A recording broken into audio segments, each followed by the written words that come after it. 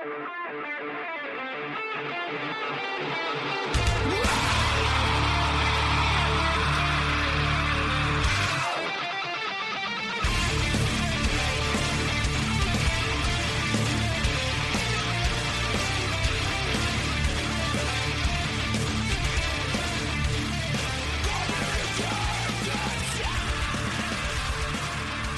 we go. Today is Sunday, November 10th, 2024, and this is episode 285 of the Defensive Security Podcast. My name is Jerry Bell, and joining me today, as always, is Mr. Andrew Callett. Good evening, Jerry. How are you, sir? So good it hurts. How are you? I'm doing well. I'm puzzled how it's already November and nearly Thanksgiving, but otherwise I'm doing great. The year has just gone by in a flash. It really has. It seems to accelerate. I am surprised too. Yeah. But I see you're at your undisclosed Southern Command location again. For the final time this year, yes. Oh, wow. Well, enjoy it while you can. You know, it's been crazy. It's been super warm here, so it's been really quite nice. Nice. But I think we're heading that way around Thanksgiving to enjoy a couple of days at the beach. But anyway. Nice. Yeah. It's always good. All right, just a reminder that the thoughts and opinions we express on the show are ours and do not represent those of our employers. Not yet. It's true. Our first story for today comes from Bleeping Computer, and the title here is Hackers Steal 15,000 Cloud Credentials from Exposed Git Configs. Wow. Whew. So there's a malicious actor named Emerald Whale, which I think is pretty cool. Like I do think we have to go with that Jen Easterly advice about naming them, something that's not cool. So there should be pulsating cyst or something instead. Exactly.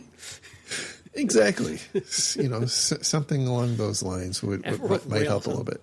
Yeah, Emerald Rail sounds like a name from like a Batman, bad guy or something. Or I don't know.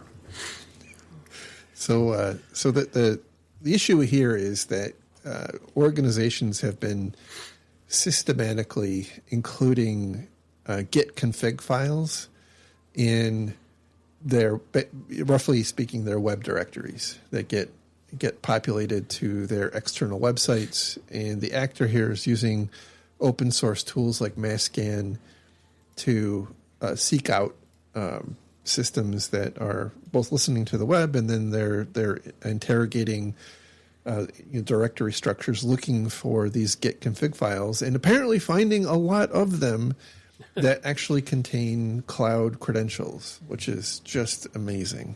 Yep. Well, sadly, not a huge surprise to me. Honestly, this is a regular, repeated problem that I see over and over again of just secrets management. There's a big, I would say, tension between ease of use and security when it comes to secrets management in infrastructure as code and code in general. And I almost feel like it's an underappreciated problem that I see over and over and over again.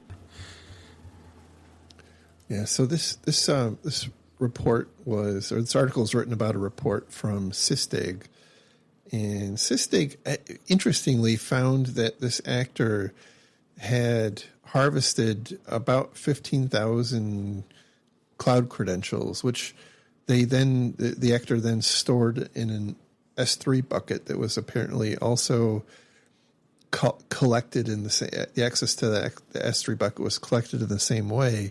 But they describe it as 1 terabyte worth of secrets, and I don't know if I can't bridge the gap between 15,000 credentials and a terabyte of data, but yeah, especially when a secret is a tiny string of code. Yeah, if you set that to the side for a second, it's interesting that the actor used something that they also stole from one of their victims. And B, the S3 bucket that contained these credentials was apparently exposed, open to the internet. Like they weren't protected. So, hey, badness all the way around. Right. And I guess on some of these, there was a bunch of API keys or things like AWS tokens that they could turn around and log right into a bunch of cloud environments with what they were finding in these config files. Correct. And that, by the way, apparently is what happened, or something very similar is what happened to Internet Archive. I think on the second go around at least. They had a bad time of it. They did have a bad time, which is unfortunate. But hey, I mean, even the most sophisticated organizations, well-funded organizations, are falling victim to this sort of thing. So, it sounds like, as they describe in the article, the list of these URLs containing credentials itself is a valuable commodity to be traded. They're saying that the list of URLs is worth about $100, but if you can actually extract legitimate tokens out of that, each one of those tokens would be worth some to be determined amount of money. So my suspicion is that this, if it's not already been industrialized, it's about to be. And I this is something that when I was way back when I was, actually doing something productive, something that I was, quite concerned about seeing up until very recently. Most of the time when these kinds of credentials were stolen and they provided access to cloud accounts, it was used for the purposes of hosting wares or, illegal content or most commonly mining cryptocurrencies, right? Sure. So they would spin up a whole bunch of GPUs or virtual servers or Docker containers to mine crypto, and like that was the most benign thing you could possibly do because it was super easy to see that it was going on, and like it wasn't a data breach per se, right. But I think that over time, and we've already started to see it, that the actors are figuring out that they can do a lot more valuable things with these, with the access these credentials provide into cloud accounts.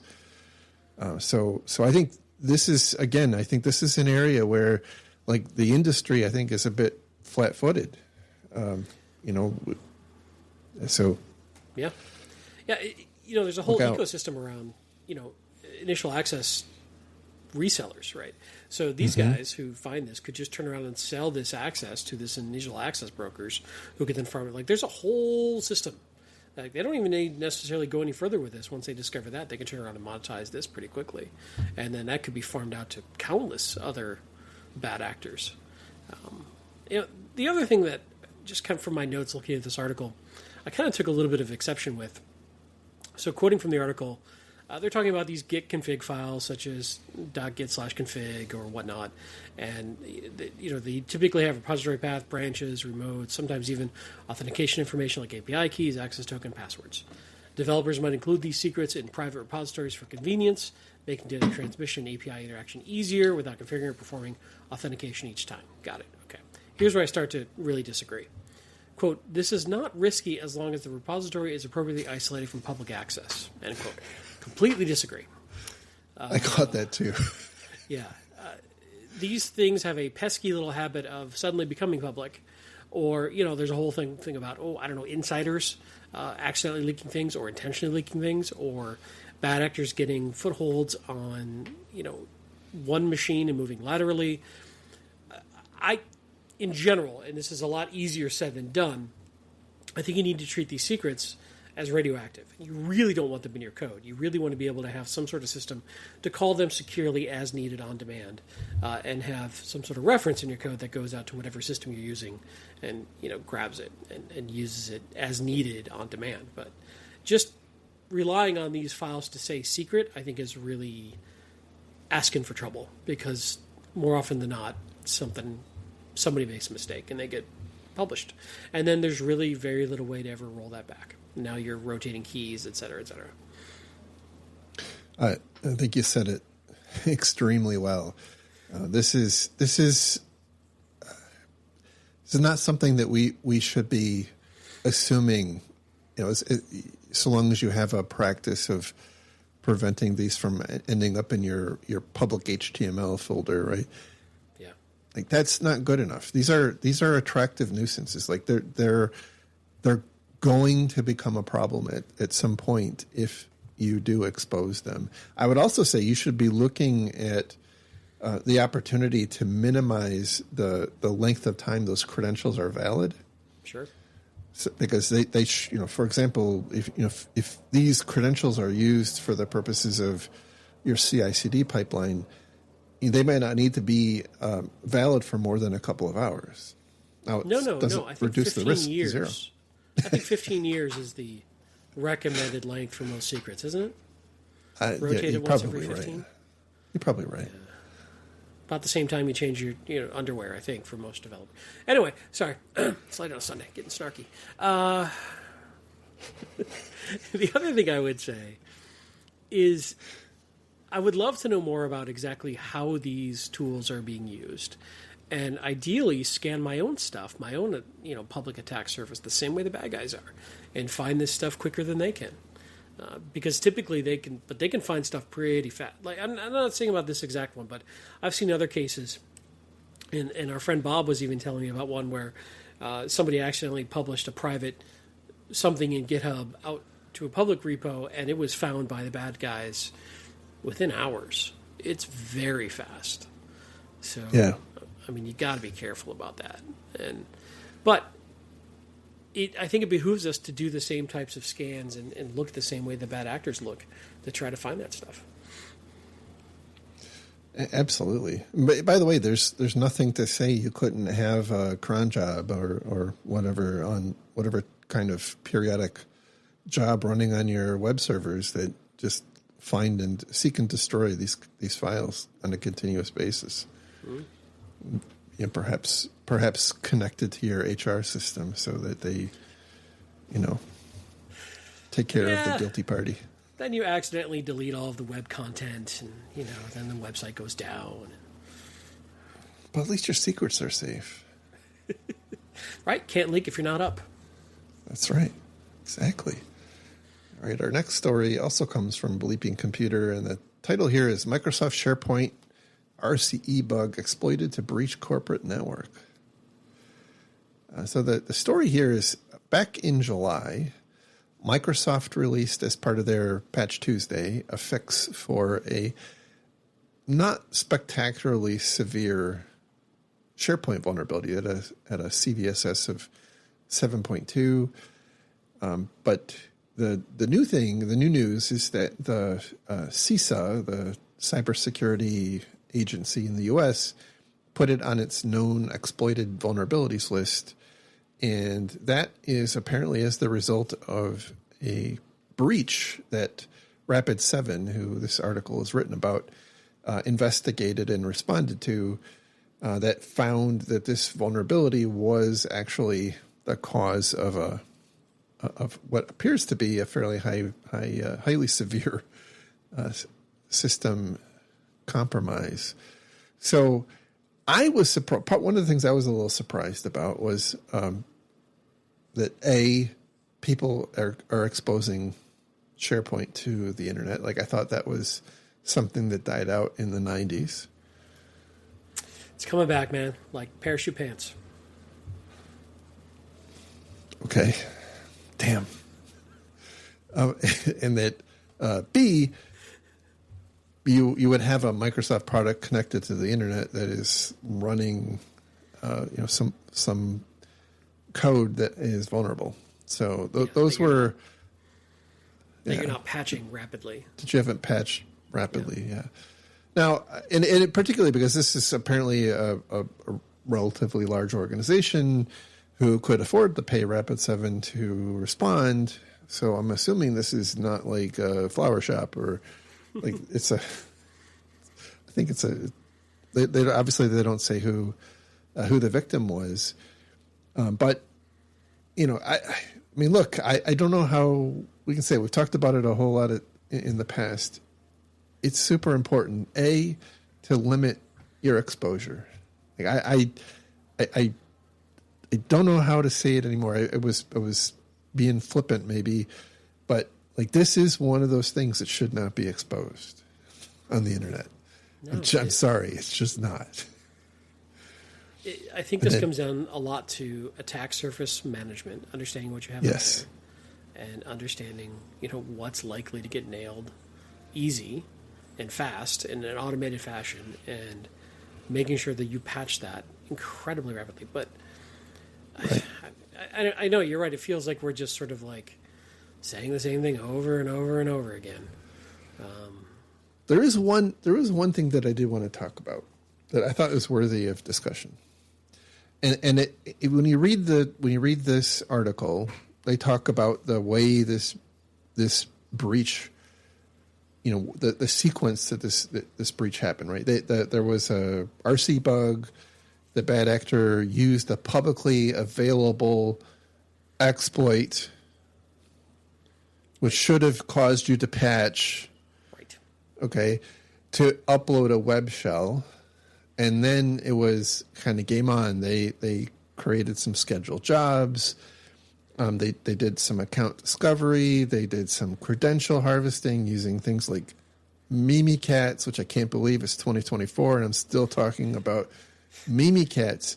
But here's the thing that bothers me, right? And maybe it shouldn't bother me, but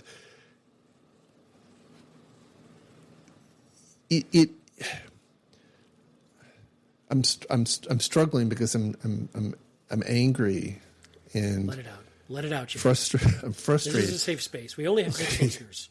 No one will hear it. It'll be fine. Why, on God's green earth, would you connect an externally exposed Windows web server of any kind to your internal Active Directory? Okay, because it's easier to admin it. I know it's also easier for the bad guys to just like roam around your network. It's true. This is the way. This is the way these advanced threats happen. Is like you don't. It's this kind of thing is extraordinarily hard to do in a Linux environment. Not because Linux is necessarily like so much more secure, and I know that there are people who will argue that point, but it's because there isn't that trust relationship between all of the different components. And by the way, I'm not saying that it doesn't make sense. Like from an operations standpoint, like it makes a lot of sense. The fact that I can disable an ID, like one of my people leave, I can disable an ID in Active Directory, and like they're no longer able to log into anything anywhere, including my external web servers. Like that's a very powerful thing. Without a remote code. Unquestioned. Without a remote code exploit. So I get that point, but like I think at some level we have to think more about better segmentation. Yeah. And this concept of least privilege, like it just feels like what's old is new again. And again, frankly, it's almost 2025, people. Yeah, that's true. You can run AD much more securely than this is implying it was set up. Like AD, yes. Current instances of AD, and I don't even think I call that anymore. There are ways to mitigate all these problems. Microsoft isn't just shrugging their shoulders at this. Like, there are ways to do this much more safely with the concept of defense and tiered layers and segmentation and one-way trust and all sorts of ways that you could leverage this. Just nobody sets it up. Well, I shouldn't say nobody. A lot of unsophisticated, low IT capable companies don't set it up that way. And there could be lots of reasons for that. I mean, they may not have the staff, they may not have the knowledge, they may not have the know-how, we don't know who this is, or they could just be, the staff could be overwhelmed, they could have so much. This could have been a server they forgot was out there and had no idea was even still running. Who knows, right? I've seen that before. The other thing that was interesting about this attack, sorry, go ahead. What were you going to say? No, go ahead. One of the things the bad actors did to hide their intrusion was load a conflicting AV tool Yes. which shut down the existing AV tool. I'm like, That's brilliant, by the way. but that should be raising every alarm bell in your security stack at that point. So one of the things that I found is very common. Organizations, especially specific to antivirus, but I think it's also, even if you look at some of the more advanced, EDR, XDR stuff, they look at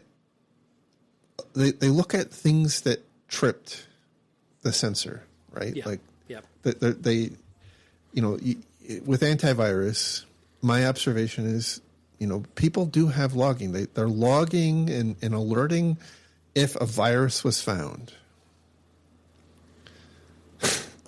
But not if it goes and by the quiet. way, not if it goes quiet, right? Right. And by the way, there are even organizations who will say, well, antivirus, like, it detected and quarantined it, so like, no harm, no foul, and they don't even look at it. They're like, it's just something that operates because, there's this assumption that, like, if antivirus caught it, then the bad thing didn't happen.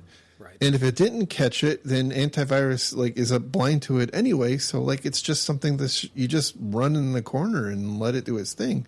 And I think that's a very obviously bad way to go about it. Like, if, especially when you have like a web server or a SharePoint server on the internet. Yeah. Like, if your antivirus triggers on something, like, that should be an investigation. What happened? Something happened that caused that. Yeah. Although, to be honest, in my experience lately with EDR, 90% of the time it's a false positive, but that's a whole different conversation. Well, yes, it is I think it's a bit different. You still need to investigate it. You still need to understand why. Yeah. But then you get into a whole thing about alert fatigue and blah blah blah. But in this case, it looks like by running this competitive AV software, it just killed the existing AV software in some way. Look, you've got local admin rights. I'm assuming at this point, if you've done a remote code exploit, you're probably going to get admin rights, probably. And sure, you can shut this down. Yeah, I mean, you could probably, if you're pulling logs off the system to a centralized system and you're alerting off those, if you were clever, you could do something along the lines of watching for whatever log event might happen. But that's only based on that you know about that IOC and you're already looking for it. And this looks somewhat novel.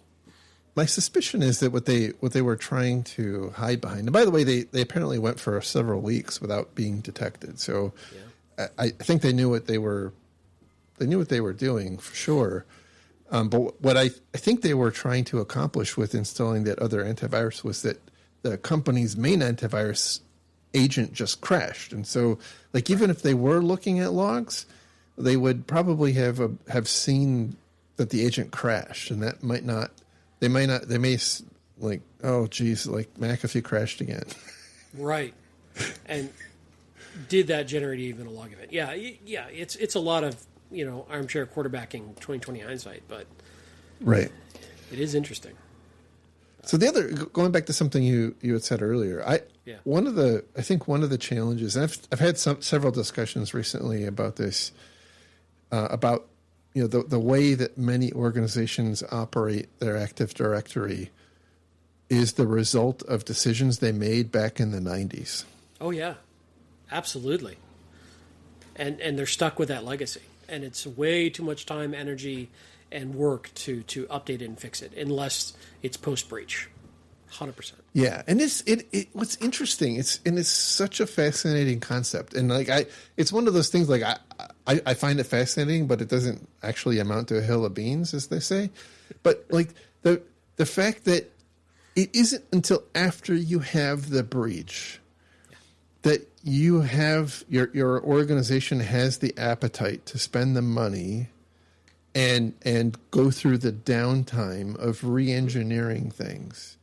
Like, there is not an appetite, generally speaking, to do that beforehand. And so it's almost like, in government, and I haven't heard this term in a long time, but in government, they used to have this shovel ready project concept, right? Like where you wanted to have a slate of things that needed to be done and ready to go and all planned out and costed out and whatnot. Then, like if money landed on your desk, like and it's almost like, I hate saying it, right? But you have to have something like that ready to go in case you get breached, because otherwise you're going to be making all of those plans and decisions in a war footing. Yeah, 100%. I agree with you. I mean, the challenge is for people wondering why companies don't do this. I would say the majority of companies look at that sort of activity of rebuilding our AD system with all the costs involved and all the downtime and all the disruption as a very low value activity, because they rate the likelihood of a breach as low. Impact may be high, but likelihood is low. And that they have limited amount of resources and time and energy and people. And that is not a good use of capital or resources or time for most businesses. That's a very low return on investment for a maybe occurrence. Now, post-breach, it's a whole different equation, right? Everybody's in a just do something, just fix it. We can never let this happen again. And therefore, that likelihood side of that equation has gone way the hell up. And everybody's calculus changes about what's a good use of energy and time and resources. But most of these businesses are running thin, or at least no more than they absolutely need. So they don't have slack typically in their IT departments to go pursuing rebuilding AD for a maybe scenario that their CISO is scaring them with, versus deploying a new bit of technology that's going to make them 8% more on the next deal. And that's, I think, how a lot of businesses look at this. And I think you're right. If it's not broke, don't fix it. So I Which, by the way, agree. Is why you get all these magic box salesmen coming in saying, slap my magic box on top of your problems and I'll stop it from happening. Because that's an easier solve. That's a one-time capital outlay, or maybe a SaaS subscription, to reduce the risk without actually fixing the problem. Sorry. Getting cranky. So I think you're right on all points, but I'm left with a general sense of unease about our ability to assess likelihoods and maybe impacts. Because I just don't. I mean, obviously, after it happens, like you have certainty. Right. There's no question, because it happened, and now you can quantify the impact as well. But I think we live in a different world. Like the world today for IT in organizations is just different than it used to be, and I just feel like, in general, business leaders are thinking about IT risk like it were 2005. Like, you just have to be the unlucky one that some bad actor is going to target. And that's really not the right way to think about it anymore.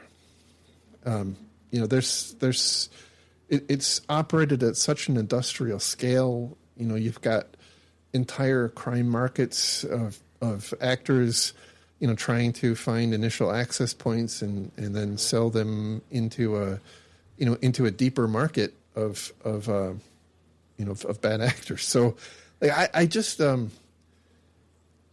it would be interesting to know, like, what percentage, as a whole, of organizations have had some kind of a bad thing, and then, like, at what rate is that increasing?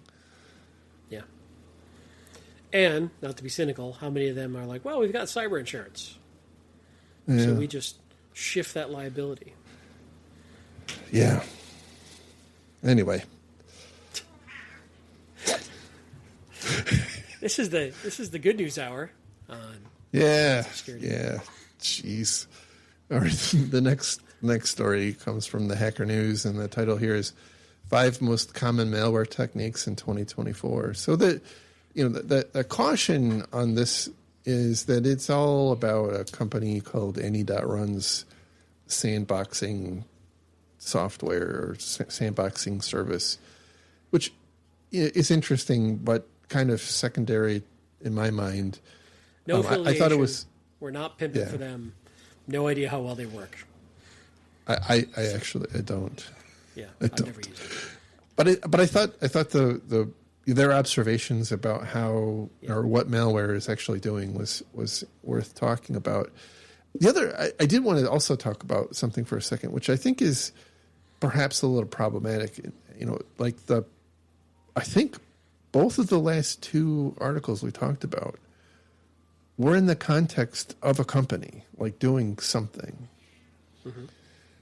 And I feel like not all, but much of the news we have about security stuff comes as a result of some cybersecurity supplier who's in that particular market writing, I don't want to call it a puff piece because I think that's not necessarily fair, right? But like a lot of what we get is pushed through the filter of a company who's trying to make money off of the thing that happened. So that's just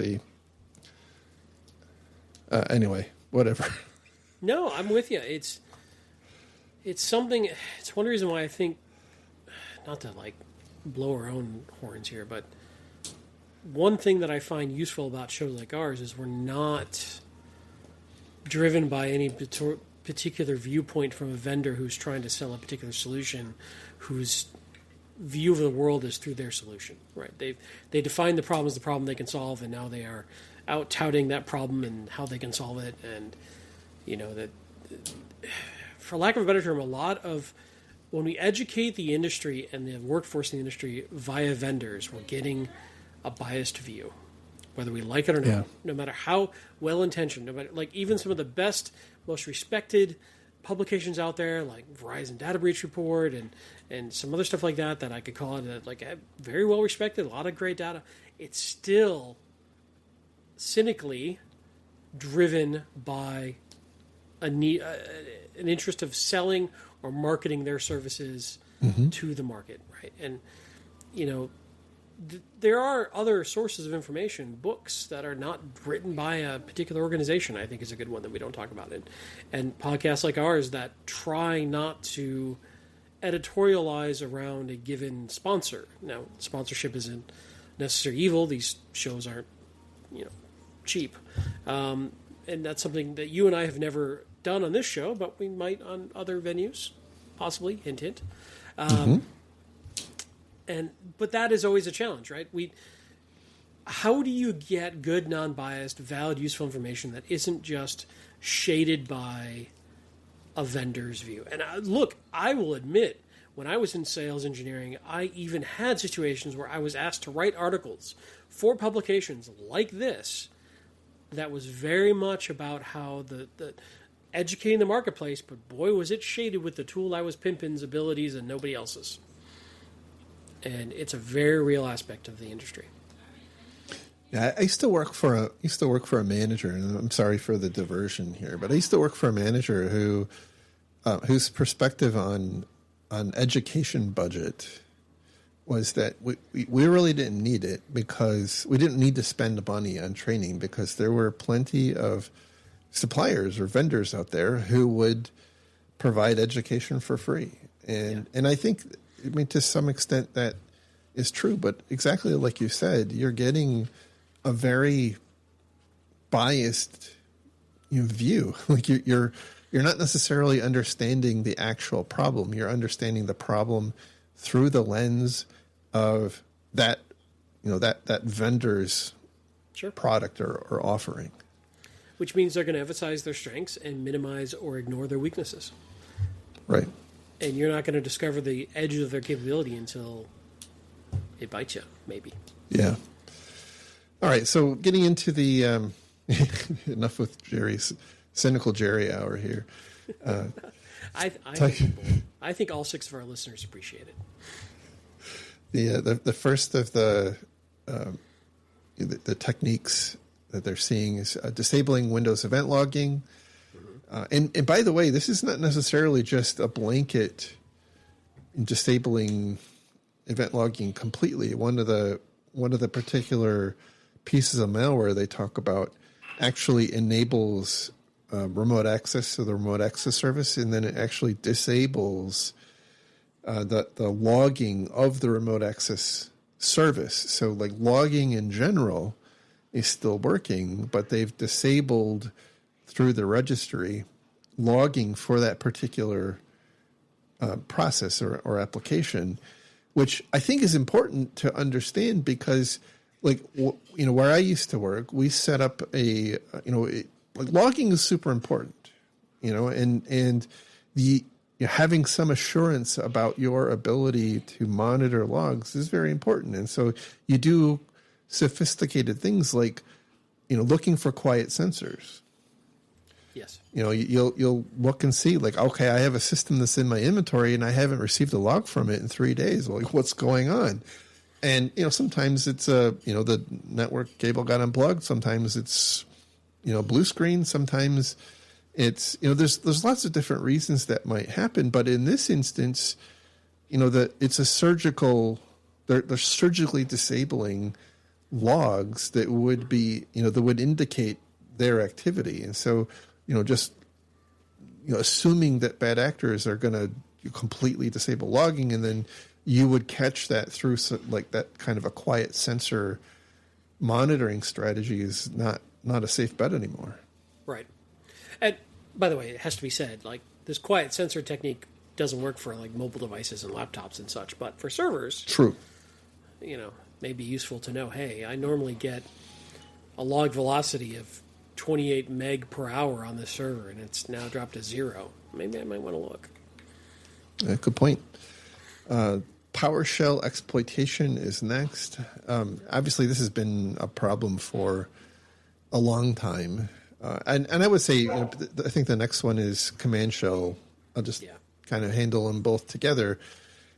That malware tends to use applications or stuff that exists on the operating system as a means of bypassing or reducing the likelihood of raising alarm. And so if you use something like PowerShell or command shell, you would expect to see those things running on a system. Now, obviously, PowerShell, you can do monitoring, and there's lots of stuff that's been written about how to monitor PowerShell, and that's definitely worth it, but not everybody does.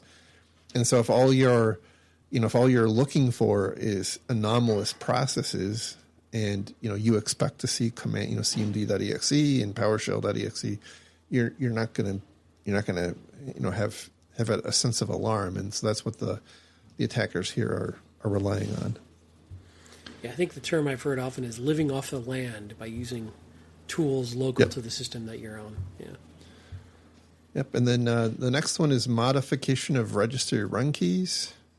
I've seen this, used in some really creative ways, by the way. Like when a remote system connects to a terminal server, and that remote system's local file system is mapped into the terminal server, and if that terminal server is being controlled by an actor, that bad actor can actually add things into the startup program, which then creates registry keys, and so they can maintain persistence.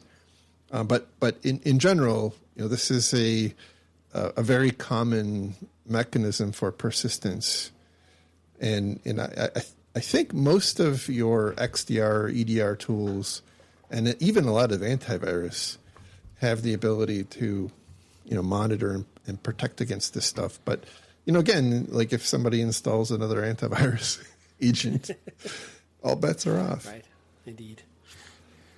And then I thought this next one, the last one, was interesting in the context of a sandbox. So again, the company that wrote this provides a sandbox type service. It's time-based evasion. So basically, they're saying, run your run your questionable executables in a sandbox, see if it does anything like all the stuff that we just talked about before for evidence of malicious behavior. And what they're saying is, well, like sophisticated malware will just wait a few hours. Yeah. Because your sandbox is going to time out after a while. It's not going to it's not going to keep running forever. And so if you wait more than a few minutes to execute, it's going to happen after the sandbox monitoring concludes. And so that's also an interesting. I actually, it's intuitive. I hadn't heard of this, being used in the wild. So interesting. Yeah, I remember early days of like FireEye was one of the first big sandbox tools and whatnot, and there was all sorts of interesting techniques back at the time of things like, we'll just advance the clock or we'll run faster so that we can figure this out and solve for this, and who knows how many of those things actually caught anything in the real world versus just clever techniques that were tried by smart engineers. But there's all sorts of various ideas around this, because again, this is the trade-off of your sandbox can't run forever and things still need to get done. So how long do you hold a file before you let it finish downloading or whatever? So it's an interesting problem. All right, the next article is from the Register, and the title here is "Sysadmin Shock as Windows Server 2025 Installs Itself After Update Labeling Error." I like after the CrowdStrike thing, this one just blows my mind. Now, to be fair, I've had some trouble really verifying this one. Like, it seems to have had a very limited impact, and there's some oddness on it. I'm just going to say there's some yellow flags on this story in my mind, but okay, but fair. If it's accurate, wow. Okay, so go ahead with your summary. So the security company Heimdall identified, or I think it was discussed in Reddit, which is probably one of the yellow flags, I suppose, that they came into work and found that some of their Windows Server 2022 systems had been updated to 2025 in an unexpected manner. And the allegation, after some investigation by Heimdall, is that this was a result of, it's not clear to me exactly in what context this was, that the Windows Server 2025 upgrade was labeled as a patch, basically. And so it was by all appearances, through some patch management system, again, assuming this is actually real, it looked like a patch that you were supposed to be provisioning, but in fact it actually was Windows Server 2025. So Microsoft apparently has not responded, and neither has Heimdall for additional information. So I have not heard any follow-ups on this story. So, but it's again coming after the CrowdStrike issue. This one just it hit a raw nerve with me, I guess. Just the trust we place in the auto update systems. Yeah, well, that is exactly what went through my mind when I read this. Like, we have enough trouble as it is getting people and organizations on board with auto updates. Well, look at our earlier story about that SharePoint server. If it had auto updates turned on, wouldn't have got popped, right? True. So we're actually arguing with ourselves on this show. True. But, that just argues for a planned, methodical rollout with QA environments and, test environments and prod environments. And, but again, these are difficult, non-trivial things to set up and run properly. Sorry, I interrupted your point with my diversion into our own. So,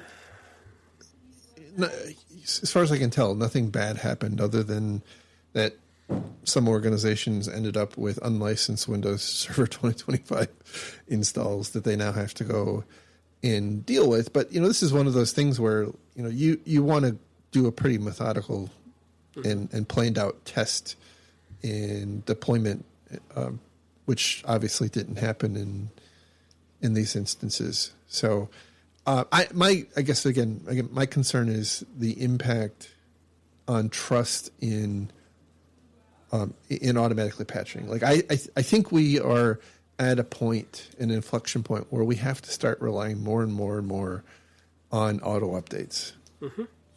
And things that, like this, again, if it's real, move us in the wrong direction, in my view. It gives IT teams ammunition to go to their boss and say, we don't want to turn this on, even though security is telling us to. Here's an example why. This could happen to us. And they throw that on the table. And exactly. I mean, they're not wrong, but it also is... The reason why I'm a little hesitant on this article is we haven't seen widespread reports of this. This article came out 4 days ago in real time against the day we're recording. I don't know. This is such a huge mistake. I'm not saying it's not possible, but I'm saying why are we only hearing about it from one company? And it could very well be completely legit and just this one company got caught up in this one situation. But this feels like something we would see more of.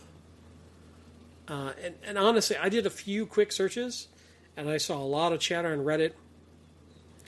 So I don't know. But, okay, let's just take it for completely legit at face value.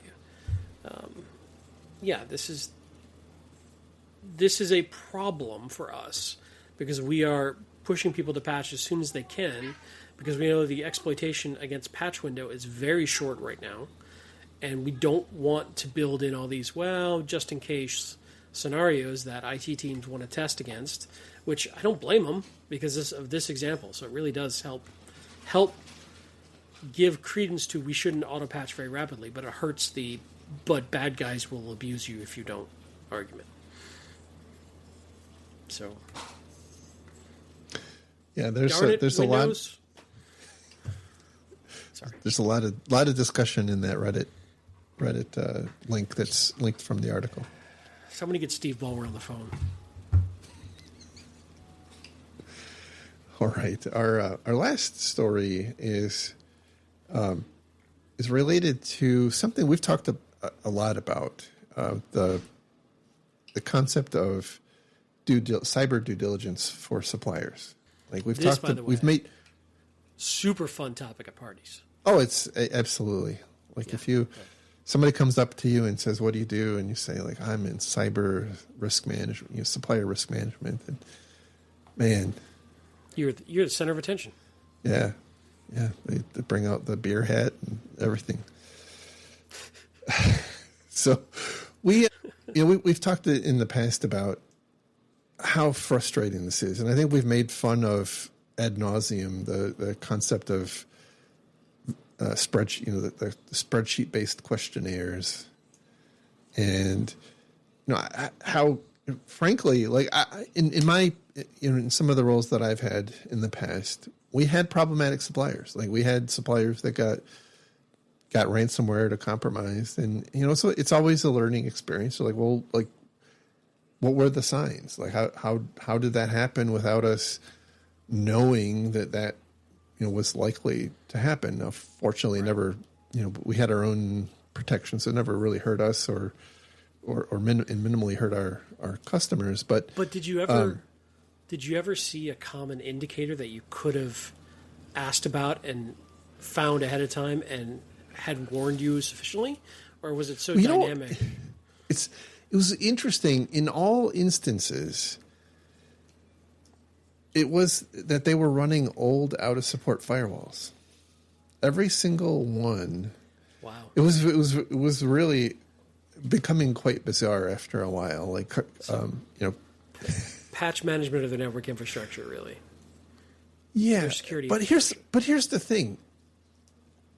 Obviously I never went and asked questions directly. Like, did show me the version of your firewall? Right. You trust what they put on the sheet, right? And they probably all answer with, "We have a robust, vulnerability management program that does X, Y, Z." Exactly. Yeah. Exactly. and you really don't have a lot of opportunity to get deeper into the weeds. Now, I think this is perhaps one of the potential benefits of like the security scorecard kind of, bit site kind of assessments of your suppliers.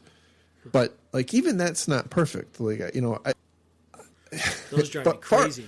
Far from it, in fact, like we were as a, if you're any kind of a service provider where your customers are responsible for things, like it's a maddening experience because like you're getting just crap results back.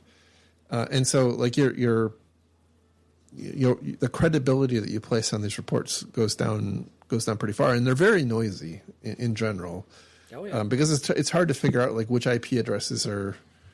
It's not not an exact science to attribute systems to companies, especially in a cloud environment. Yeah, especially in a cloud environment. I cannot tell you the number of times I've dealt with a security scorecard type report that was alleging something that wasn't our IP. It's all the time. Yeah. And I don't even know, like, was it at one point? Did an ELB grab it at one point? I have no idea how it ever got associated with our environment, but it's maddening. And if you don't stay on top of that, by the way, as the entity that they are saying has this, then it's just out there, and people just believe it. So, I mean, you spend a lot of time correcting their bad info.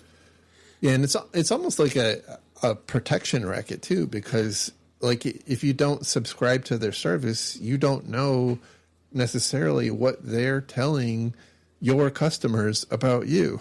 Right. Until you get a report from a customer. Until you get a report, right. If they tell you. Right. Yeah, well, I mean, typically it's, the last day of the quarter, you get an angry email from a salesperson saying, like, I've got this $12 trillion sale that's pending, and, and I got this report that says we're running an outdated version of Windows. Right. And it says we're running on IIS 6.0. What? No, we're not. Not that that's ever happened to me. No. But I think what we were lacking, and I, certainly I saw lots of different approaches to supplier management. I worked very closely with bank regulators, and they have a fairly robust sounding approach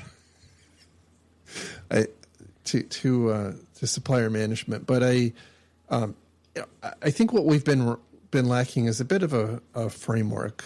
And this story, or this it's not really an article. It's a publication by NIST, the National Institute of Standards and Technology.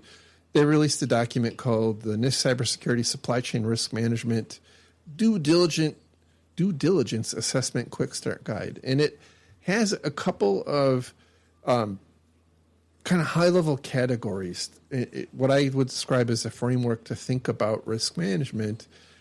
The first of which is to kind of break your suppliers down into tiers, and the way they recommend doing that is, tier 1 would be like your direct suppliers, tier 2 would be the suppliers to those suppliers, and so on all the way down, turtles all the way down, and then they talk about foreign. I think it's FOCI's. Foreign, basically foreign-owned, controlled, foreign influenced. Yeah. And this, by the way, I think is becoming, in our current political climate, and this might not be a global phenomenon, but certainly here in the U.S., looking at how different countries play into, into the supply chain. So, for example, right now, perhaps going to change, right? We in the U.S. have a deep distrust of anything out of Russia, right? And obviously, in China less so than Russia, but certainly growing. China's certainly, going up the thermometer scale. But we also have long-standing embargoes on countries like Cuba and Syria and North Korea and whatnot. And so, assessing your exposure, up and down the supply chain. I think it was more associated with the next point, which is provenance, which is basically, do you know where your systems are, where your wares are coming from? Nope. And in particular, I think the one of the aspects that a lot of companies don't think about is, like, after you get one step removed or two steps removed, do your suppliers all in turn rely on the same upstream supplier that could create some kind of a risk situation on you? Like, as an example, if all of your suppliers, all of your SaaS providers are hosted in the same AWS data center in Herndon, Virginia, right? Like, that could be a bad thing. And so looking for those kinds of concentration risks is an example of that. Stability, obviously, looking at the financials. I think this is what a lot of people think about in terms of traditional third-party risk management. Like, are they going to be in business in a year? Have they been sued? Are they, do they have a history of data breaches and that sort of thing? So those are, I think, more the contemporary cyber risk management. And then they break actual cyber concerns into two buckets. And the first bucket is they call it cyber practices 1 and cyber practices 2. Cyber practices 1 is focused on I would call it open source intelligence. And this is kind of going back to your question. Were there indications of my suppliers? And this is the opportunity. Like, if I had run a BitSite report and seen that these suppliers were using a 10-year-old firewall that was way past end of life and had lots of vulnerabilities, that would have been my opportunity perhaps to see that something was wrong. And so they recommend, they have a host of different recommendations. And then the cyber practices 2 is all around the new, relatively new, executive order around secure development practices. Mm-hmm. So there's a huge push by the government as a result of a Joe Biden executive order several years ago around attesting to development practices, and lots of and I think it's mandatory for companies that want to sell their software into the U.S. government. They have to attest to. Is that part of like FedRAMP now? I think. Well, I think it is part of FedRAMP, but it's basically any time you want to sell software into the government, even if it's outside of a cloud service, you have to have this attestation in place. So, but this is not perfect, by the way. Like, this is like a version. To me, it's like a version 0.1 of a plan. But I can see like something coming together. It's like it is a tangible step in a direction that I think is good. It actually offers some questions to ask, makes some actionable recommendations. It's not just like the normal fluff that we've seen coming. So I actually like this, and I know I did a crappy job of explaining it, but I am, I've not always been a big fan of things put out by NIST in this space, but I kind of like where they're going with this. I wouldn't say it was crappy. Was it your best work? But crappy seems harsh. I mean, you know what? We'll discuss it in a review this week. So, a couple thoughts. I in general agree with your kind of view on this. I also wonder how often let's say you assess somebody and you assess them as weak or substandard or whatever you decide, like, wow, these are, I mean, how often do you think that actually stops a deal for a company? And that's individual to each company, right? Like, how powerful is their third-party risk management team is one of the questions, like, I always am curious about. And the other thing I think about is, for a lot of people today, they typically answer these types of questions with something like a SOC 2 report, where they're like, look, we've got an outside auditor who's already audited us. Here's their attestation of our, concurrence of meeting all these different standards. Trust them. Go do this. And do you find that trustworthy? Good enough?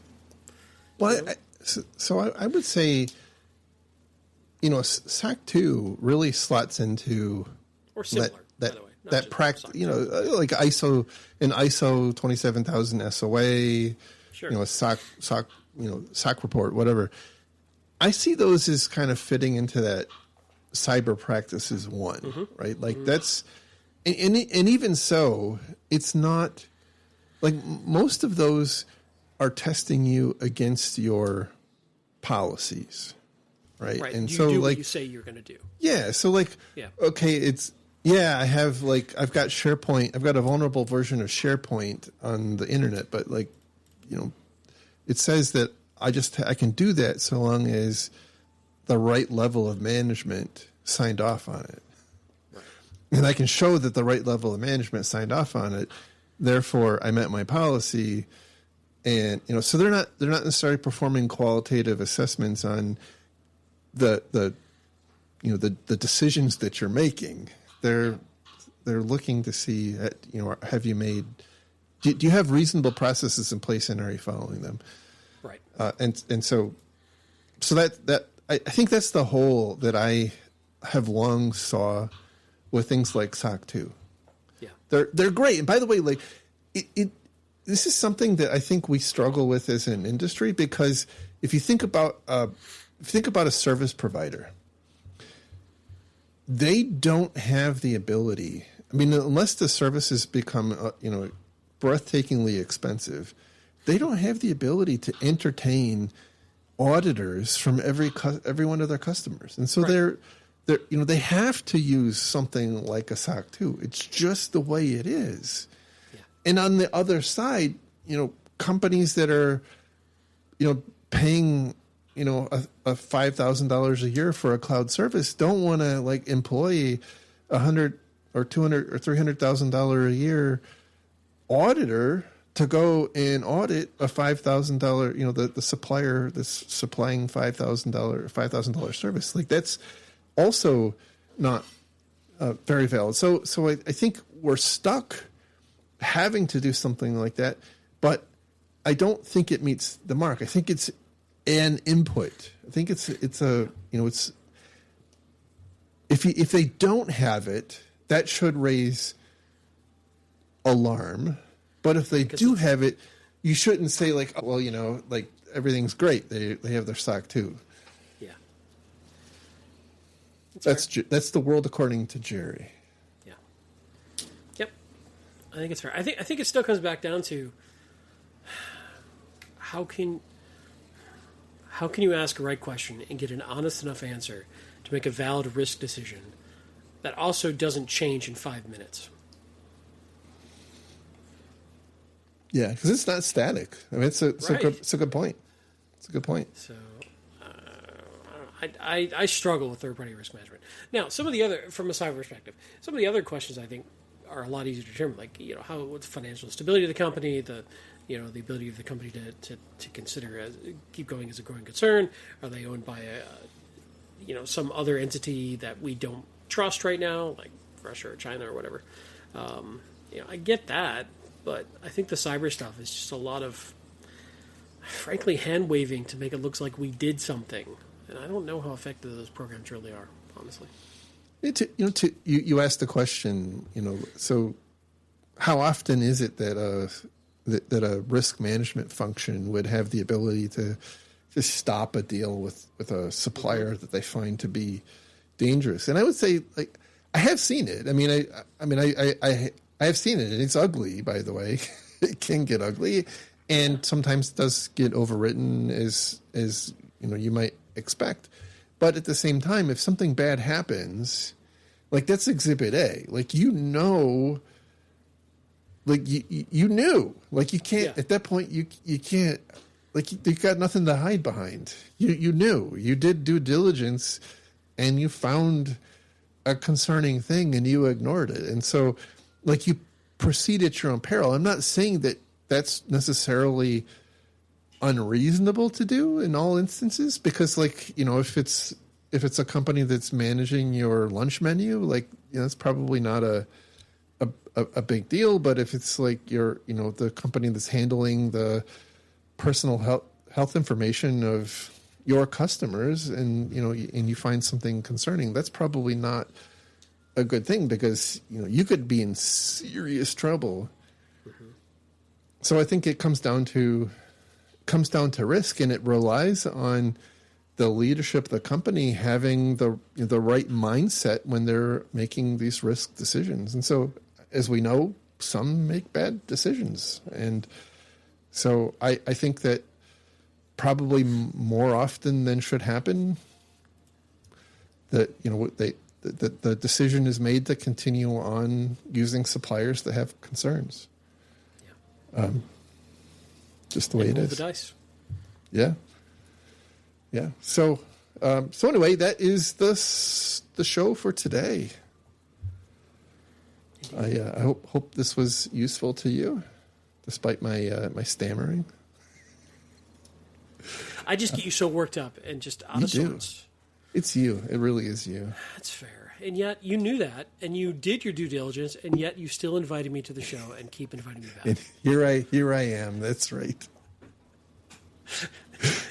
You knew what you were getting. So anyway, thank you for being here. Hopefully you still like the video format. If you like us and like what you hear, please give us some love on whatever podcast app or format that you're looking at, you're watching this or listening to this through. You can find links to all the stories we talk about on our website at www.defensivesecurity.org. You can find Mr. Callett where? I'm on X and infosec.exchange at lerg, L-E-R-G.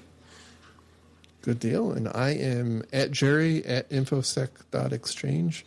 And by the way, I have to say, we have had quite a few new people signing up to infosec.exchange over the past probably 2 weeks, citing that they're coming here because they listen to the show. Wow. So that's pretty cool. That is cool. Hopefully, it's worth it to them. And yeah. They should say hello. Don't be shy. Exactly. Anyway, we will talk again soon. Thank you all very much. Have a good week. Bye-bye. Bye.